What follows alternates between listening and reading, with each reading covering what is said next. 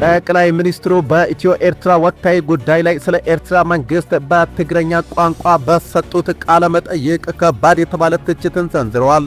የሻቢያ መንግስት ኤርትራን ምድረ በዳ ካደረጓት በኋላ አሁን ደግሞ የትግራይ ህዝብ ዳግም ለመበደል ተዘጋጅቷል።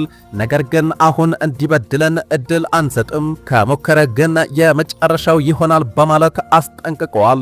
የሰሜን እዝ በተጠቃ ወቅት የኤርትራ መንግስት ስላደረገልን ነገር ዕውቅና እንሰጣለን፣ ነገር ግን ከዚያ በኋላ በአክሱምና ሌሎች ከተሞች ሻቢያ ከባድ ጥፋቶችን ፈጽመዋል ሲሉ ጠቅላይ ሚኒስትሩ ተናግረዋል። እንመለከተዋለን።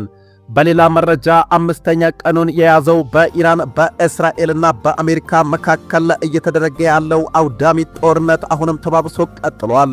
አሜሪካና እስራኤልን ብቻዋን የተጋፈጠችው ኢራን በተመረጡ የአሜሪካ የጦር ሰፈሮች ላይ ጥቃት እያደረሰች ሲሆን እስራኤልና አሜሪካ በበኩላቸው የኢራን የሚሳኤል ማምረቻን ጨምሮ በርካታ በኢራን ውስጥ የሚገኙ ኢላማዎችን እየደበደቡ ይገኛሉ። በመካከለኛው ምስራቅ ስለተፈጠረው ቀውስ የተሰሙ አዳዲስ መረጃዎች አሉ። አብረን የምናይ ይሆናል። ሰላም ጤና ይስጥልኝ ክቡራትና ክቡራን ውድ ቤተሰቦች፣ ከዚህ ሰዓት ጀምሮ አጫጭርና ወቅታዊ መረጃዎችን ወደ እናንተ አደርሳለሁ። ሌሎች አዳዲስ መረጃዎች እንዲደርሳችሁ ይህን ቻናል ላይክ እና ሰብስክራይብ በማድረግ እስከ መጨረሻው አብራችሁኝ ቆዩ እላለሁ።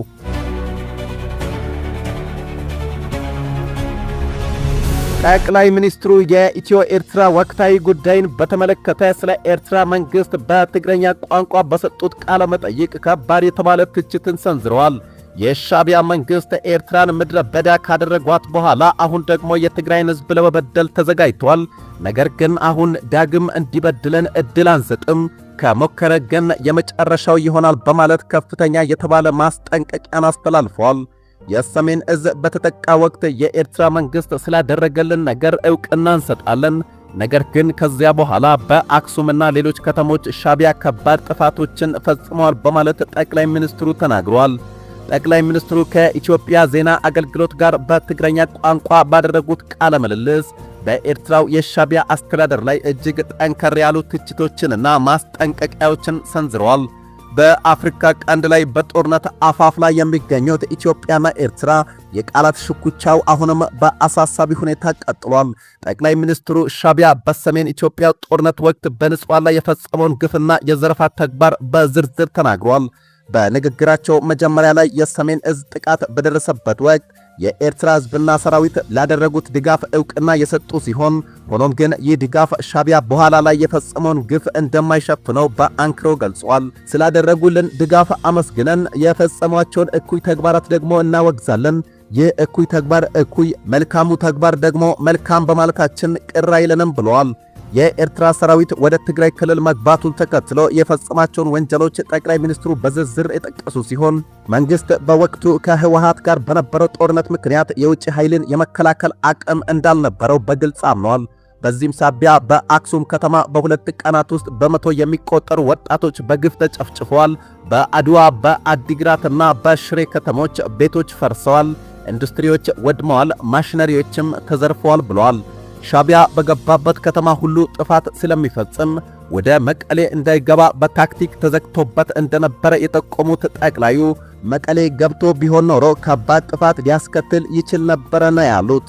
የኤርትራን ወቅታዊ የፖለቲካና ኢኮኖሚያዊ ቁመና የገመገሙት ጠቅላይ ሚኒስትሩ ስርዓቱ በልማትና በስልጣን ሽግግር የማያምን መሆኑን ገልጸው ኤርትራ በአንድ ወቅት የነበሯት ከ300 በላይ ፋብሪካዎች መውደማቸውንና ብቸኛው አስመራ ዩኒቨርሲቲ መዘጋቱን በማንሳት ሀገሪቱ በስደት ባዶዋን እየቀረች መሆኑን አስረድተዋል። በተጨማሪም ኤርትራውያን በስደት ባሉባቸው አገራት ኢትዮጵያን ጨምሮ ሰላዮችን በመላክ ሰላም እንደሚነሷቸውና ጤነኛውን ከበሽተኛው መለየት አስቸጋሪ እየሆነ መምጣቱን አክለዋል። ጠቅላይ ሚኒስትሩ ንግግራቸውን የቋጩት የሻቢያን ባህሪ በሚገባ እንደተረዱት በመግለጽና ጥብቅ ማስጠንቀቂያ በመስጠት ነው። አሳምረን ስለምናውቀው ዳግም ህዝባችንን እንዲበድል እድል አንሰጥም፣ ምናልባትም ከሞከረ ዳግም የመጨረሻ ሙከራው ነው የሚሆነው በማለት አስጠንቅቀዋል። ሻቢያ አቅም ካገኘ ሀገር ከመበጥበጥ ወደ ኋላ አይልም በማለት ኢትዮጵያን ለመረበሽ ያለውን ፍላጎት ጠንቅቀን እናውቃለን ብለዋል።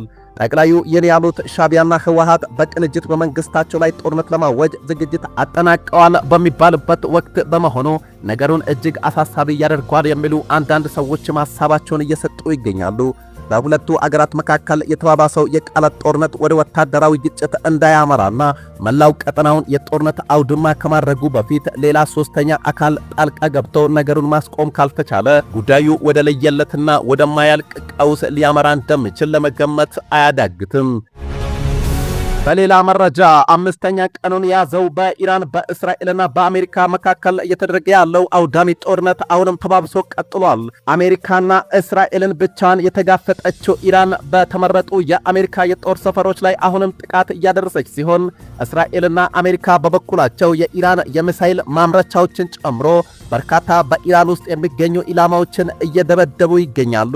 የመካከለኛው ምስራቅ ጦርነት ለአምስተኛ ቀን በቀጠለበት በዛሬው ዕለት እስራኤል በኢራን ውስጥ የሚገኙ ኢላማዎችን ስትመታ፣ ኢራን ደግሞ ኳታር ውስጥ በሚገኙ የአሜሪካ ጦር ሰፈር ላይ ሌላ ጥቃት እንደፈጸመች እየተዘገበ ይገኛል። እስራኤል ቴህራን ውስጥ የሚገኘውን የኢራን አብዮታዊ ዘብ አካል የሆነውን የባሲጅ ሚሊሻ ጽሕፈት ቤትንና ሌሎች ወታደራዊ ተቋማትን ማጥቃቷን የጦር ኃይሏ ቃል አቀባይ አስታውቋል። በተመሳሳይ ኢራን ኳታር ውስጥ በሚገኘው የአሜሪካ አየር ኃይል ሰፈር ላይ ያነጣጠሩ 2 ሚሳኤሎችን መተኮሷን የኳታር የመከላከያ ሚኒስቴር ይፋ አድርጓል። አንደኛው ሚሳኤል በኳታር የአየር መከላከያ ስርዓት ሲከሽፍ፣ ሌላኛው በመካከለኛው ምስራቅ ውስጥ ትልቁ የአሜሪካ አየር ኃይል ሰፈር የሆነውን አልኦዴይዳን እንደመታ ቢገለጽም ነገር ግን በሰው ሕይወት ላይ ጉዳት አለማድረሱ ተዘግቧል። ይህ በእንዲህ እንዳለ አንዲት የኢራን መርከብ ከስሪላንካ ደሴት አቅራቢያ የመስመጥ አደጋ ደርሶባት የድረሱልኝ ጥሪ ማቅረቧን የስሪላንካ የውጭ ጉዳይ ሚኒስትር መናገራቸው የተዘገበ ሲሆን ለኢራኗ መርከብ መስመጥ ምክንያት ምን እንደሆነ በግልጽ የታወቀ ነገር ባይኖርም መርከቧ 180 ሰዎችን አሳፍራ በመጓዝ ላይ እንደነበረችና 30 ሰዎች ጉዳት ደርሶባቸው ከመርከቧ ወርደው ወደ ሆስፒታል እንደተወሰዱም ጨምሮ ገልጸዋል። በመካከለኛው ምስራቅ የተነሳው ግጭት አሁንም ተባብሶ ቀጥሏል። ኢራን የበቀል እርምጃዋን አጠናክራለች። ታሪካዊ ወዳጆች የሆኑት አሜሪካና እስራኤል በጦር ጀቶች ድብደባቸው ቀጥሏል። ኢራን ወሳኝ የነዳጅ መተላለፊያ የሆነውን የሆርሙዝ ወሽመጥን ዘግታለች። ዶናልድ ትራምፕ መተላለፊያውን አስከፍተን በጦር መርከቦቻችን ነዳጁን እናጅባለን ብለዋል። ኢራን ደግሞ በበኩሏ በወሽመጡ ለማለፍ ጥረት የሚያደርግ አንዳች የነዳጅ መርከብ ካለ እሳት እለቅባቸዋለሁ ማለቷን ተከትሎ ጉዳዩ እጅግ አሳሳቢ ደረጃ ላይ ደርሷል። የኢራኑ መንፈሳዊ መሪ አያቶላ አሊ ሐሜኒ ባለፈው እሁድ ከተገደሉ በኋላ የቀብር ሥነ ሥርዓታቸው ከዛሬ ጀምሮ እንደሚደረግ ይፋ ተደርጓል። ከቀብር ሥነ ሥርዓቱ በመቀጠል ተተኪያቸው ይታወቃል መባሉን ተከትሎ እስራኤልም አዲሱ መሪን ኢላማ እንደምታደርግ ዝታለች። የኢራን ጠቅላይ መሪ አያቶላ አሊ ሐሜኒ ቀብር ሥነ ሥርዓት ዛሬ መከናወን የሚጀምር ሲሆን የሚተካቸውም አዲስ መሪ ግብዓተ መሬታቸውን ተከትሎ ይፋ እንደሚደረግ የአገሪቱ መንግሥት መገናኛ ብዙሃን የዘገቡ ሲሆን እስራኤልም ለደህንነቷ ስጋት ሆኖ የሚቀጥል መሪ ከተመረጠ ዳግም እርምጃ እንደምትወስድ አስታውቃለች። የጠቅላይ መሪው የቀብር ሥነ ሥርዓት 3 ቀናትን እንደሚወስድና ከቀብሩ በኋላ የእስላማዊ ሪፐብሊኩ መሪ የሚሰየሙት መንፈሳዊና ፖለቲካዊ ሥልጣን ያላቸው መሪዎች በአካል ተሰብስበው ምርጫውን እንደሚያከናውኑ ፋርስ የተባለው የዜና ወኪል ምንጮቹን ጠቅሶ ዘግቧል። ምርጫውን የሚያካሂደው የምክር ቤት አባላት ለአሜሪካና እስራኤል ጥቃት እንዳይጋለጡ አስፈላጊ የሆነው የደህንነት ጥበቃ እርምጃዎች በከፍተኛ ደረጃ መወሰዱን ዘገባዎች እየጠቆሙ ነው። የአያቶላ ሐሜኒ ቀብር በትክክል የት እንደሚካሄድ እስካሁን ያልተገለጸ ሲሆን የኢራን መገናኛ ብዙሃን ግን ማሻድ በምትባለው ከተማ ውስጥ በሚገኘው 8ኛው የሺያ ኢማም የእምነት ስፍራ ሊሆን እንደሚችል እየዘገቡ ይገኛሉ።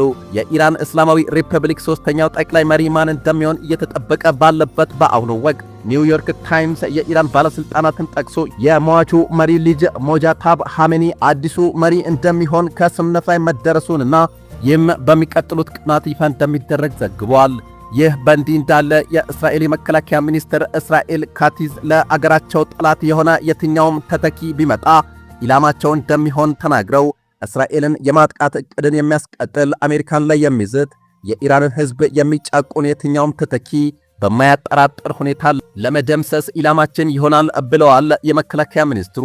በመካከለኛው ምስራቅ የተነሳው 5ኛ ቀኑን የያዘው ቀውስ ዛሬም በሚሳኤሎች፣ በጦር ጀቶች፣ በድሮኖች በከፍተኛ ሁኔታ እየጨመረ በመጣበት በዚህ ሰዓት ምናልባትም ሩሲያና ቻይና ኢራንን ደግፈው ወደ ጨዋታው የሚገቡ ከሆነ ዓለማችን ወደ 3ኛው የዓለም ጦርነት ልትሸጋገር ትችላለች። ያንን ተከትሎም የኒውክሌር የጦር መሳሪያ በተግባር ላይ መዋሉ የማይቀር ጉዳይ ሊሆን ይችላል። ያም ምናልባት ለዓለም ፍጻሜ መቃረቡን የሚያሳይ የሐሳዊ መሲህን መምጣት የሚያመላክት ሊሆን ይችላል የሚሉ አንዳንድ ሰዎችም ሐሳባቸውን እየገለጹ ይገኛሉ። ክቡራትና ክቡራን የዛሬ ሚዲያ ቤተሰቦች የአሁኑ መረጃ ይህን ይመስል ነበር። አጫጭርና ወቅታዊ መረጃዎች በፍጥነት እንዲደርሳችሁ ይህን ቻናል ከታች ሰብስክራይብ አድርጉ እያልኩ በቀጣይ መረጃ እስከንገናኝ ድረስ በያለንበት የዓለም ዳርቻ በሰላም እንቆይ።